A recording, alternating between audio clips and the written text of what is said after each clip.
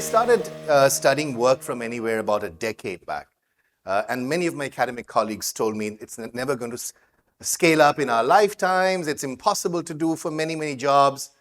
And I'm going to argue today that we are at the precipice of the second wave of work from anywhere. And I'm going to make the case based on my research for why I think this will not only grow, it'll now mold into different parts of the economy that has not been able to work flexibly thus far.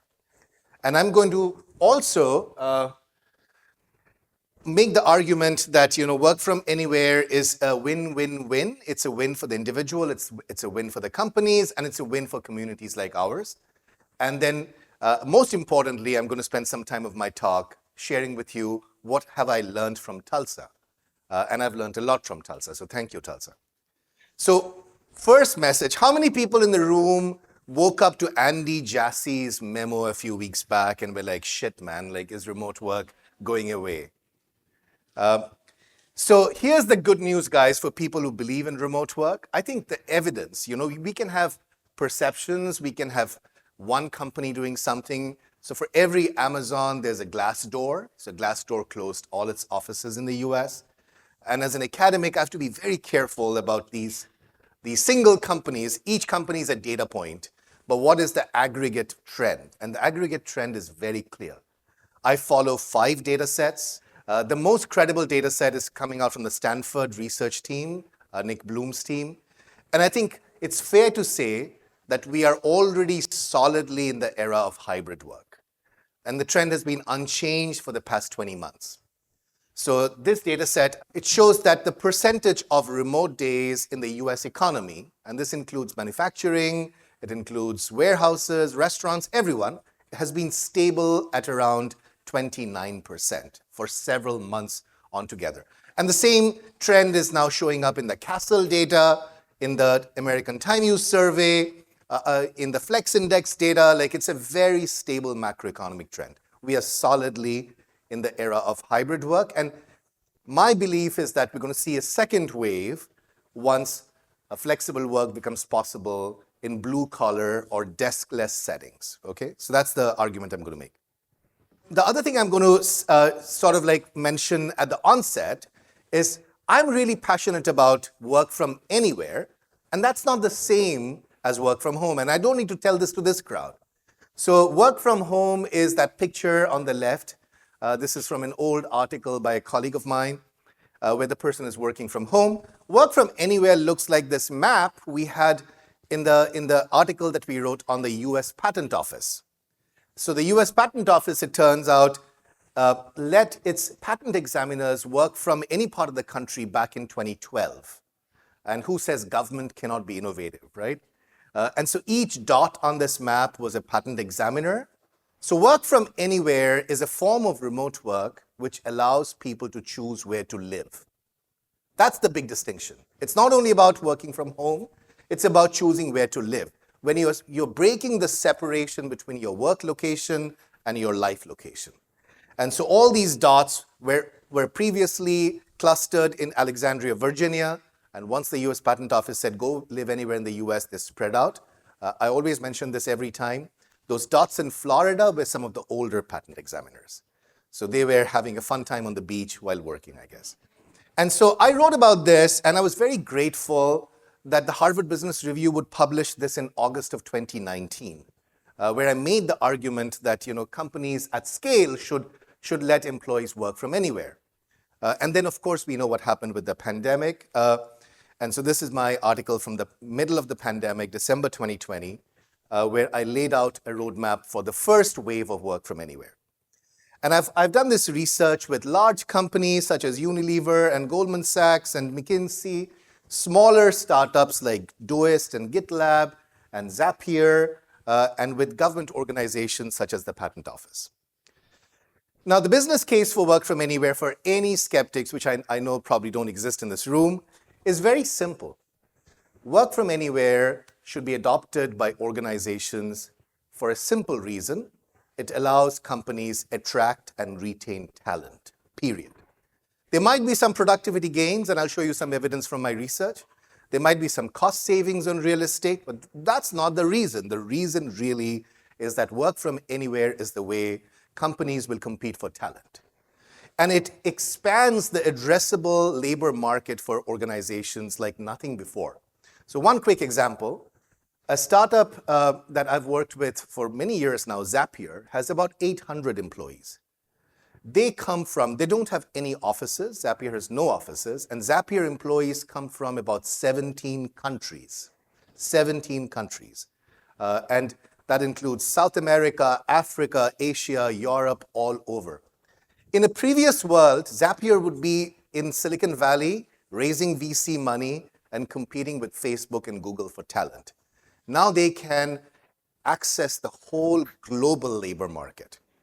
And there's lots of research, which I don't have time to show you, showing that work from anywhere and flexible work allows more diverse hiring.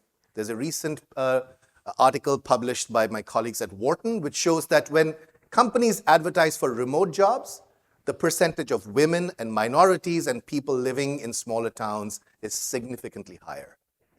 So it's going to lead to an expansion of the labor market, more diverse hiring, and better retention. That is the argument for work from anywhere. And if you as a company are forcing people to come back 5 days a week, what's going to happen over time is some of your best performers will leave. You will not be able to attract talent like smaller companies or other companies that are offering flexible work arrangements. And over time, your board will force you to move back because you won't survive without talent in today's economy. So that's the simple argument. On the patent office, we ran this experiment before the pandemic where folks moved from a traditional work from home arrangement to now living anywhere in the country. And I guess many of you in the room might have seen this over the years. The productivity impact was about 4% higher productivity. And this was a very carefully done study which accounts for causality over correlation. Now, in a more recent study, we actually we conducted a hybrid work study to answer the question, what is the percentage of time people should be in person? Because I'm a firm believer that flexibility is great, but there are occasions where people need to be in person, just like we are doing right now. And I'm going to make an argument that that in-person time doesn't have to be every week. So what we did for this study is with a group of HR workers, the company was very, very kind to let us do this. We randomized every day by running lotteries who could work from home versus who could work from the office. And so that is a sort of a pattern that leads to causal interpretations of finding. And the main finding was that 25 to 40% time in person was optimum, 25 to 40. Now, 25 to 40 can mean lots of things. It can mean 1 or 2 days every week. It can mean 1 whole week every month. It can mean a couple of weeks in 2 months. You can structure 25 to 40% in-person time in multiple ways. And I'm going to make the argument that companies should allow teams to decide how to structure that 25 to 40% time. Instead of having mandates top down, let teams decide how frequently to meet and where to meet. But 25 to 40, based on this one study, seems to be the optimum. We need more studies. But this is the best evidence we have so far. So now, here's the argument. Before I show you what I've learned from Tulsa, I'm going to make the argument that that flat line you saw, the 30% work days, is probably going to see a bump in 5 years. And this is why I think a second wave of work from anywhere is coming. There are 3 forces there. The first force is best practices are being developed. So now, after this 5-year experiment, global experiment, we are learning how to do this. We are learning how to manage hybrid work, work from anywhere. And in many cases, the best practices are coming from the smallest companies. So we need to pay attention to what these all remote startups are doing because they can teach all of us. So that's the first force. We need to scale these best practices all over the economy. The second reason is there's a technological revolution going on in blue-collar settings. And that's the revolution of digital twins.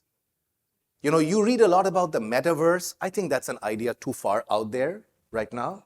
But digital twins are all over. And I'm going to tell you what digital twins are and how digital twins will make it possible for factory workers and warehouse workers and people in hospitals to increase their work flexibility. And the third reason is there's a global phenomenon of relocation policies. It's communities like Tulsa, but 60 countries around the world now have special visas for remote workers. 60 countries. Prior to the pandemic, it was only 2 countries, Estonia and Barbados. So countries have figured out that remote workers are really special because they don't come and compete for local jobs. They come with a job in their pocket, and they spend money in the community, and they are making connections with locals. So the relocation policy, the best practices, and digital twins, in my mind, in 5 years, will create a second surge in the work from anywhere phenomenon. So I'll go through this a little bit on the best practices. What have I learned from my own research? So I've been studying these companies, which I would argue is much more interesting than what's happening at Amazon or Google, because these are the future Amazons and Googles. None of them have offices. They are mostly tech companies, and I've studied quite a few of them. I've studied Zapier, GitLab, and Doist. But there are hundreds, if not thousands, of these companies which don't have any offices. So you can call them all remote companies. So one of the best practices that they are experimenting with is, instead of having an office, how about we organize offsites? Because the idea is for people to meet, right? Why do people have to meet in a downtown office? Why can't they meet in a nice place like this? Or, so many sales teams are actually now meeting on the sidelines of sales conferences because everyone is there. So you can just stay back for 2 additional days and meet with your team. You can meet, Cisco is doing an experiment where they're sending their sales teams to Venice every summer for a few weeks to be co-located. So we need to answer this question as researchers. Do these offsites work? And the Glassdoor CEO has actually gone on public saying that the offsite will replace the office. The offsite will replace the office. But that's a tall claim. We need to figure out, do offsites work? And this is the quote from the Glassdoor CEO, where they say, we don't even think we need an office presence eventually. What we need much more of is bigger event spaces where we bring people together for short durations of time, right? So because the 25 to 40% can be done in offsites. You don't have to go to an office every week. Now, so we studied this offsite from Zapier. This offsite was done in January 2020, just before the pandemic. And we observed all their Slack communication before and after the offsite for 6 months on both sides. Now, the main question was, does going to an offsite lead to new connections being formed? That's the only reason we go anywhere, right? Because the people we already know. Do we make new connections? And do those new connections translate to then people communicating on Slack after the offsite? Everyone with me so far on the question? So what we found in that study is really interesting. We found that when people mingle on their own, when they have free will to find other colleagues to meet, yes, they make new connections, but they make connections with people just like them. So there was a very strong effect of ethnic silos, people interacting in ethnic silos. They go to the offsite, and based on the physical characteristics, they figure out whom to talk to. And that has been known to sociologists for decades. It's called homophily. And I would argue that if a similar study was done in the office, you would probably find similar patterns. We go to the office and find people just like us. But there was one way this pattern was broken, and that is when people shared the same taxi ride from the airport to the offsite. Because when you're on the back of a taxi, sitting with a colleague from a different ethnicity or different gender, you're forced to open up and have a chat. And then you make a connection. And then you return from the offsite, and then you keep that connection going. So I've called this engineering serendipity. So for people in this room who practice remote work, I would say whenever you go to meet your colleagues at offsites or offices, be aware of this bias most of us carry, that we tend to mingle in our ethnic silos and gender silos, and we need intentionality to break that. We need to engineer serendipity to meet people who are different from us, right? So that's one and the other quick thing I'll show you is my study on virtual water coolers. So when I read about these CEOs saying, hey, we need these serendipitous interactions back in office, so come back 5 days, right? Truth is, there's research that dates back now 4 decades, or 5 decades actually. It was done in an MIT team in the 70s. What they found was that when people go to an office, they tend to have conversations with people within a 25-meter radius of where they sit. So yes, you meet some people in the office and talk to them, but the same 10 people every day. And if people are on different floors of the office, much less likely to happen. If you're in different buildings of the same campus, you will probably never have a serendipitous conversation. So I joke, no intern has told me ever that I pressed the elevator button, I went to the C-suite, I knocked the door of the CEO and said, can we have a serendipitous conversation? It just doesn't happen, right? But you can break those silos online. So we ran an experiment with a bunch of financial services interns where we randomized who's going to talk to really senior managers. And we found that even a half an hour call with a senior manager that we called virtual water coolers resulted in a higher probability of getting a job offer and resulted in higher performance. But here's the catch. You see two bars on this graph, right? The blue bar and the yellow bar. The blue bar is the average effect, which is positive, which is great. The yellow bar is the effect for people who were paired up with senior leaders just like them. Again, gender and ethnicity. So I think homophily is at play at scale. That's one of my messages for today. If you had a half an hour call with a senior leader from your same ethnicity and same gender, the positive effects were much stronger. We just need to be aware of that. And it also means that for senior women leaders and senior minority leaders, this is going to be disproportionate burden on them. Because our organizations are not, the structure of our organizations is still getting fixed, and we have relatively fewer minority leaders and women leaders on top. So they will be called on to do many of these events, and they need to be compensated for that. So those were my two insights on in-person interactions. And I'll quickly go to the digital twins, which I'm really, really excited about. So the idea of a digital twin is that using sensors, and I'll show this first. So using sensors and then collecting data in real time, you can convert any physical operation into a virtual replica. So this is one study I did with Unilever, where in a Brazilian plant, they put sensors all along the factory, data was collected in real time, and then machine learning algorithms were predicting what to do. And once you have that virtual factory on the cloud, then the worker or many workers don't need to be on site. And this whole factory was run from the kitchen table of the factory operator on the day of the pilot. Now think about the implications. I know some of the oil companies in Tulsa has done similar things where the oil rig is far, far away, but people are managing it from here. I'm currently running an experiment in Turkey where this picture you see on the right is the digital twin headquarters. It's in Istanbul, the capital. And from this headquarters, if a room like this, they're running 15 power plants all over the country. So many of the engineers don't live in the mountains anymore. They all live in Istanbul because that's where they want to live. That's where their kids have better schooling. And now it's possible to have a digital twin of an emergency room. It's possible to have a digital twin of a warehouse, which means that many blue-collar jobs or desk-less jobs that had no flexibility on location and schedule will have some flexibility now. And this is not going to scale up in a day. This will take time. But now we have a technological solution for factory workers and warehouse workers to also work from a distance.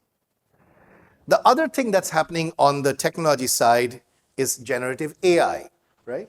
How many people in the room have been thinking about Gen AI and the impacts on their lives and their jobs?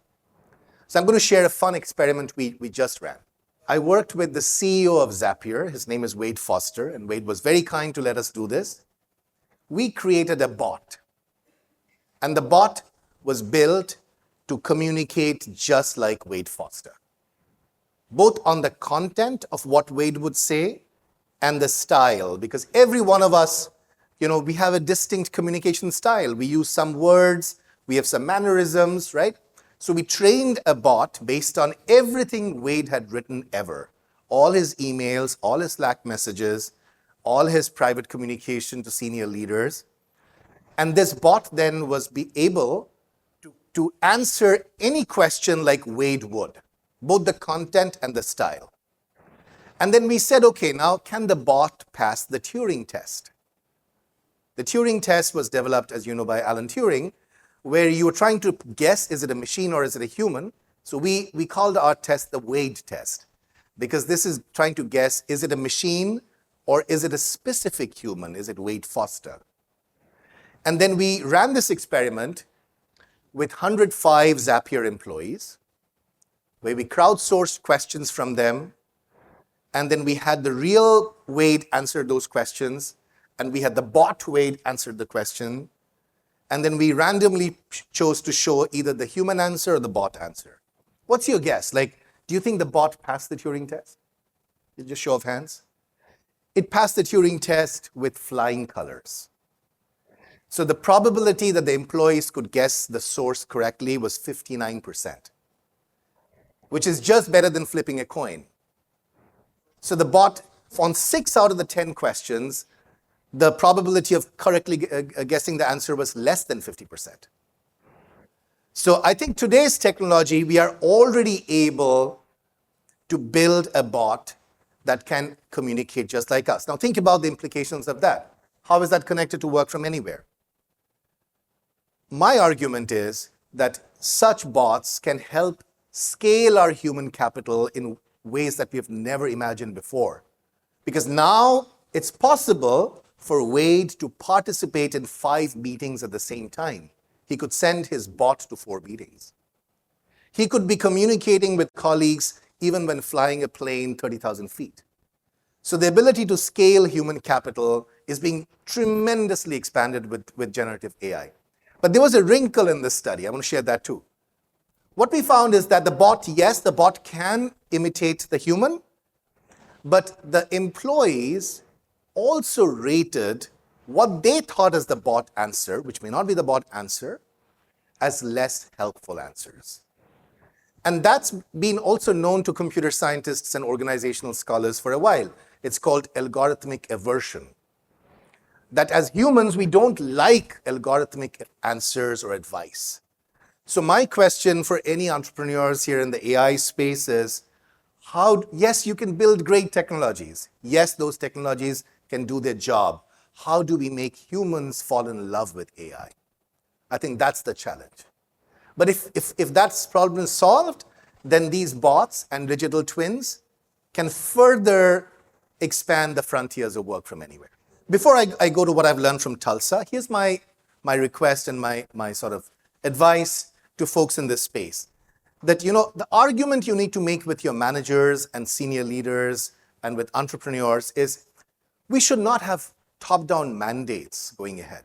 We need to listen and experiment. Yes, you can have some broad norms from the top, like the 25% to 40% in-person time. But then organizations should let teams experiment. And then if you find a new best practice, make sure that the entire organization is following that best practice. So it's about a combination of top-down and bottom-up. Some norms top-down, a lot of experimentation bottom-up. That's been my advice to the C-suite leaders and other business leaders on how to think about the next few years in this space. What have I learned from Tulsa in these past few years? I started chatting with Tulsa Remote end of 2019. And the first version of the case was published in the middle of 2020. And then we revised that case, the teaching case, in 2022. This was taught in 1 year to all HBS MBA students. And I brought like a cohort of 90 of them to Tulsa to do projects with local companies. And then we actually started doing more serious, rigorous academic research. So the first study, which was joint work with Tomas Theodorovich, he's a professor at Copenhagen Business School now, and Evan Starr, who's a professor at Maryland, was trying to assess the program itself. Was the program good for the workers? Was the program good for Tulsa? And what we find, first thing, Tulsa is not alone. We found several relocation programs all over the US. The article documents this map where you can see all these relocation programs all over the country. See, they're concentrated in the heartland, in the Midwest, right? Which is great because, if Tulsa is a success, then potentially we can think of how do we scale this up to like many, many other cities in the heartland. So what we did in this study is we surveyed Tulsa Remoters, and we also surveyed people who were chosen by Tulsa Remote but didn't move last minute because of some random personal issues. Because we need a comparison group, right? What we found is that compared to the folks who didn't move last minute, the Tulsa Remoters there was no difference in wage increases, as you would expect. Why would wages go up if you move to Tulsa? You're doing the same old remote job. The big gain for Tulsa Remoters, and I don't need to tell you guys this, you probably can teach me more. The big gain was in savings on housing costs. So housing costs on average, there was a saving of $25,000 per year for the Tulsa Remoters compared to the comparison group. So real income or money in the pocket, there was a huge increase. Now the question about did the community benefit? And there we found, as you probably already know, that the Tulsa Remoters were much likely to spend more hours volunteering for local causes compared to the comparison group. And I know many of these volunteers are probably in the room. I've learned a lot from many of you. Obam, I love Obam and how he's become an actor and works with the high school kids here. So, and the reason, we hypothesize the volunteering is going up is because Tulsa is a much more commutable city. Anywhere to anywhere is 20 minutes. So it's easier to go to the food bank or the library or the high school. So this was good for the worker and this was good for this community. Now the question is, can this scale up in other cities? I don't know the answer to that, so we can keep conversing. The other piece of research I did with Astrid Marinoni, who's a professor at Georgia Tech, is we ran a field experiment. And I don't know if some of the folks in the experiment are in the room. So if you are, thank you so much. And by the way, I should say this. I really want to thank from the bottom of my heart every volunteer in Tulsa Remote and GKFF who has helped us do this research. We really, really appreciate. Yesterday, I spent some time with volunteers, and you do the really incredibly important work, and I can't thank you enough. So thank you. So this experiment we ran with Astrid, we essentially and worked with Kathleen of Builders and Backers, and I know we have a session on this work later today. We took a cohort of Tulsa Remoters and local residents, and we randomized people to be in teams of two. Some of the teams of two were just two locals, and other teams were a Tulsa Remoter with a local. And we asked them to write business plans over 2 days. So this was done a couple of years back. What did we find? First of all, we found Tulsa Remoters came from all over the country, all over the world. You guys know this. We found that before the boot camp, before the pairing was done, we asked people to articulate and write down their business ideas. We found no differences between the locals and the Tulsa Remoters on how pro-social the business ideas were, okay? Everyone with me? Like in the first stage, when people were writing ideas on their own, the ideas were no more, no less different on pro-sociality between the locals and the Tulsa Remoters. But then the experiment pairs up some locals or some locals with Tulsa Remoters and some locals with some other locals, right? So that's the experiment. What we find is that the mixed teams, as we call them, the Tulsa Remote plus the local team, at the end of the 2 days, they tend to write way more pro-social business plans. So something happens when the local long-term resident and the new migrant, the Tulsa Remoter, are in a room together brainstorming for 2 days. Some magic happens, And that mixed team writes more pro-social ideas. And in the next session, I'm going to describe some examples of what those ideas were. And so this was, I think, very, very new to us, and we didn't expect this to. But then I went back to the classical literature on sociology and migration. And Alessandro Portes and Julia Sensenbrenner have a 1993 article in American Journal of Sociology where they describe this phenomena, and they called it bounded solidarity. That when two people facing the same social context come together, then they have this solidarity, and that solidarity presumably led to these more pro-social business plans. But that's great news for the community and why we need to keep inviting new migrants to our community. Because if those migrants interact, there are creative collisions between local residents and new migrants, it leads to more pro-social business ideas, which is amazing. And I'm very, very grateful to the New York Times, which I guess many of you have seen this. They ran an article on all of this research today morning. So this article in the Times came out today. I have a book coming out next April. This is my first book, which documents my research over a decade. I request all of you guys to spread the word. And also the book is on Amazon, so pre-order if you can, if you want to.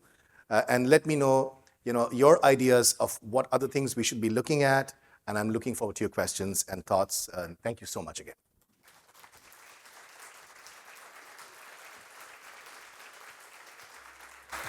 Great presentation. I wanted to just quickly ask, since you worked with the CEO of Zapier, huge fan of Zapier, it solved all of my automation issues, but what specific LLM was used to fine-tune the actual bot, and why was it chosen over Llama, Perplexity, et cetera? So we used ChatGPT, but it was a two-step process, and offline I'm happy to share, because it's not only about just the content, it's about also the style.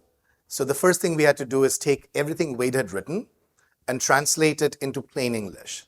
And then we reversed that. So it was a step of where we take the tone and reverse it. And then we generate the answers of the actual questions on 5 LLMs.